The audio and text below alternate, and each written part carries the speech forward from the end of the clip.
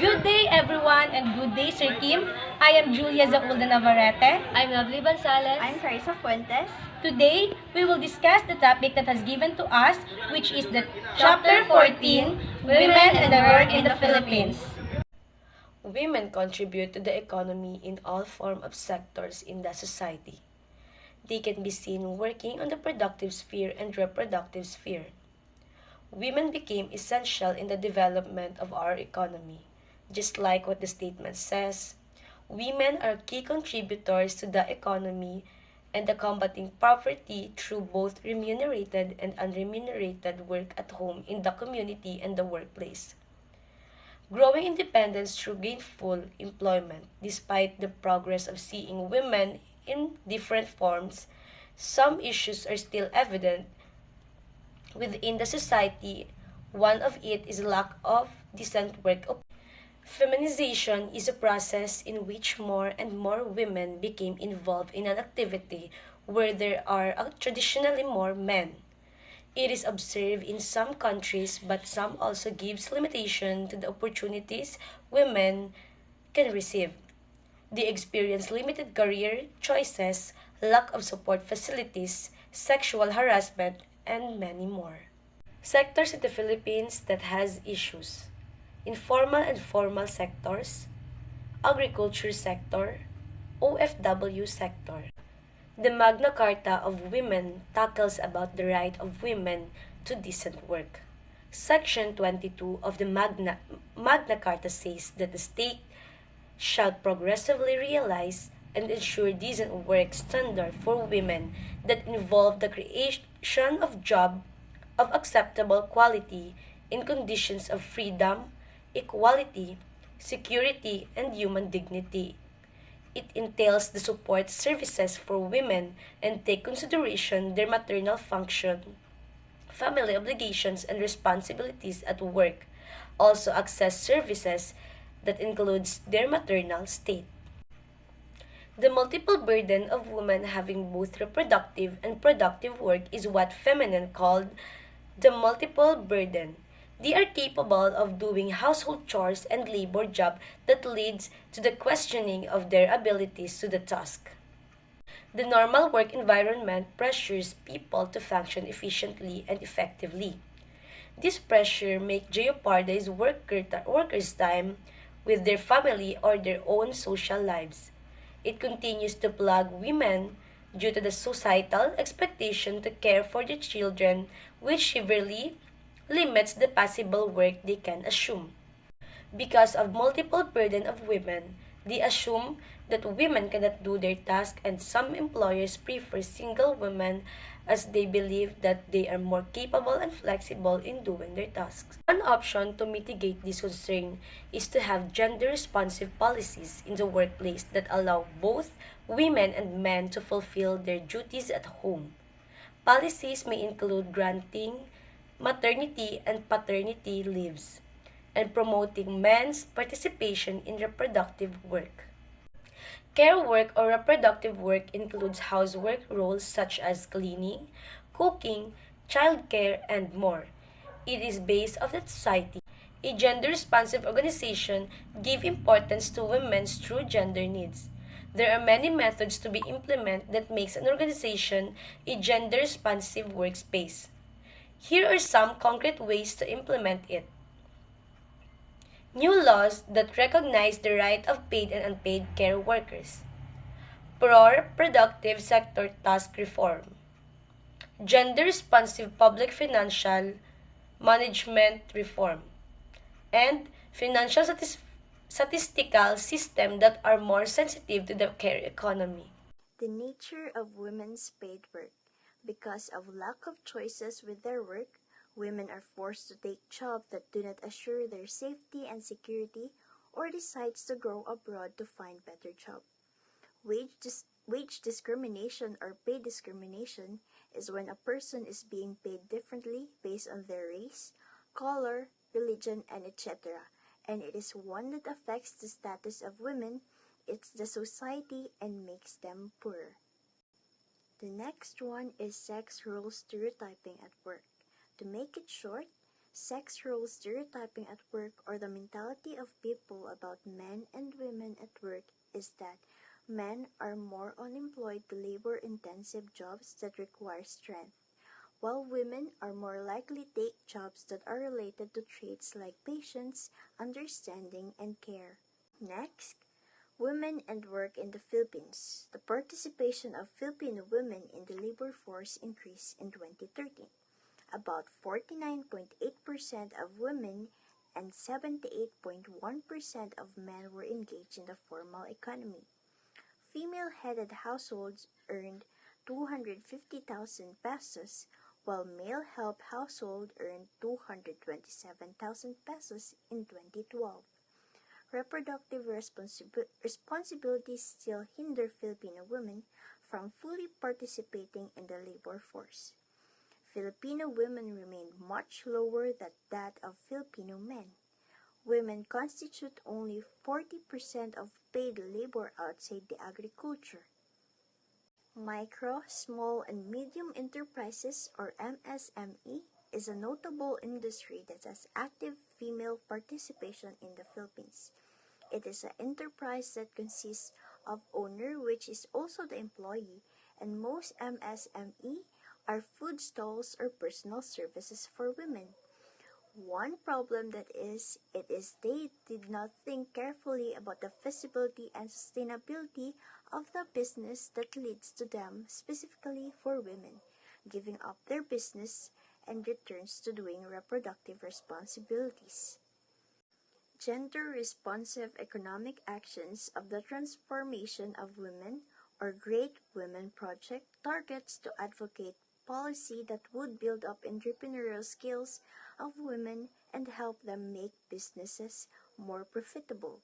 And the Advancing Philippine Competitiveness, or COMPETE, project is another endeavor that supports small and medium enterprises. Next one, we have here women in the rural or agriculture sector. Agriculture sector is fundamental and it's one of the most major contributors of the food production in our nation. In the Philippines, it recognizes the participation of women farmers and rural women in the agriculture at all levels of Food and Agriculture Organization, or FAO, or recognizes rural women as an active economic actors. Migrant women. Younger generations aspire to go abroad as overseas Filipino workers, or OFW, in the Middle East, Europe, or the US. More than 10.4 million Filipinos, or greater than 10% of the national population, are based abroad. Philippines deployed some 2.2 million OFWs in 2012 alone, almost 50% of which are women. It was first a trend but eventually became a form of deployment for Filipinos, and the demand for care workers increased that brought further feminization of labor among workers. 43% of OFWs deployed in 2012 work in Saudi Arabia and United Arab Emirates and Singapore, most of them specifically from Calabarzon and Central Luzon. Majority of these domestic or care works involves women.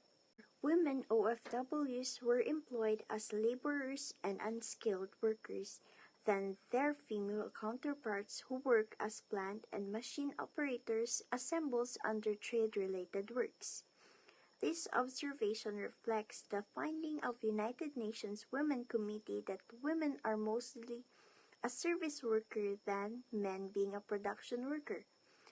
Women OFWs are often reported to experience various challenges due to their low skill and low education level. Others become a victim of human or sex trafficking and abuse and also experience violations with their sexual and reproductive health. One project, Balik Pinay, Balik Hanap Buhay, or Return Filipino, Return to Livelihood. It aims to assist the reintegration of women overseas workers in terms of skills, training in entrepreneurship, and other business-related topics once they return to the Philippines. OFWs are a great resource in the country, and there must be a rewarded for their hard work and sacrifice on other country. Women represent a majority of the informal sector, particularly in developing countries. The goal of the workers in this sector is not to earn extra income, but to meet their daily needs, and most of them belongs to families who are lack of skills, training, and education to find a formal work. But the responsibilities at home limits their choice of work that leads them to select a job that is accessible from their home. Compared to jobs in the formal sector, women who engage in the informal sector acquires a lower capital and productivity. It shows that women involved in the informal sector continue to have less access to resources even if they are considered employed. Workers in this sector are more exposed to physical, ergonomic, and chemical hazards, as well as illnesses and other health issues. Their work hours are not fixed, and most of them works beyond 8 hours a day. Women informal workers also experience gender inequality aggravated by their low levels of education and business literacy, hence hindering their development. The separation of reproductive and productive work puts domestic workers in a rather odd position. Care work is the same task they do in their own home. The only difference is that they are being paid once it was done in the home of another. Most women do this kind of job but earned less per day despite of the fact that they consume more time than men's work hours. Sex trade is an activity that involves providing sexual services in exchange of money. It is considered as one of the dominant issues women are facing because most of sex workers are females while male are the buyers. The economists pull women from their private household to join the production sphere that makes women empowered, triggering a shift in sexual norms. This shift challenged the machismo attitude of men while women became more open to recreational sex. And while this applies to both genders, recreational sex and sex outside of marriage was only socially acceptable to men but not women. This is termed the double standard of sex. Men subscribed to the querida mentality or concubinage, whereas women were expected to express their sexuality in marriage. Thus, for women, sexuality was tied to morality. Reproductive sphere was understood as an encompassing the set of concrete activities undertaken to reproduce the wage laborer, cooking, cleaning, childcare, and so on. And it is where women said to have their power and authority. Productive sphere, by contrast, represented those activities which produce goods and services such as welding, programming, sewing, and so on. As shared by Idiota, although the ideology of women's place transcended class, it found extensive expression amongst propertied and middle classes because the material made it more possible.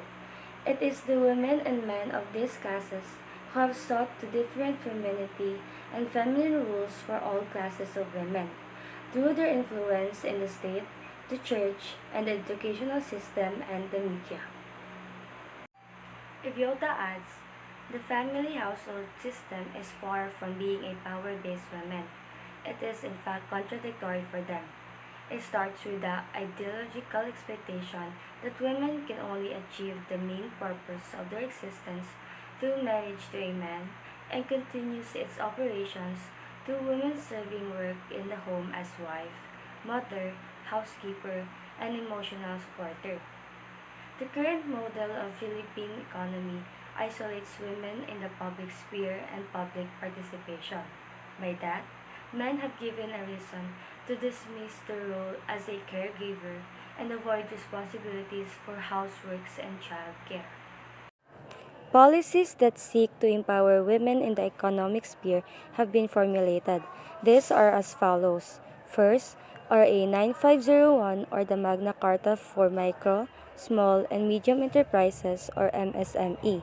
This law hopes to create policies that will assist women entrepreneurs in various stages of development. Second, RA 10151 or an act allowing the employment of night workers of 2011. It is a response to Articles 130 and 131 of the Labor Code of the Philippines. The two articles prohibit women from working the night shift due to their reproductive roles. The Act aims to expand women's employment or work options. RA 10361 or the Domestic Workers Act 2013 or Batas Kasambahay. The Kasambahay law defines the labor rights of domestic household workers, increases their minimum wage, and provides regular employment and social protection benefits. And that ends our report. Thank you.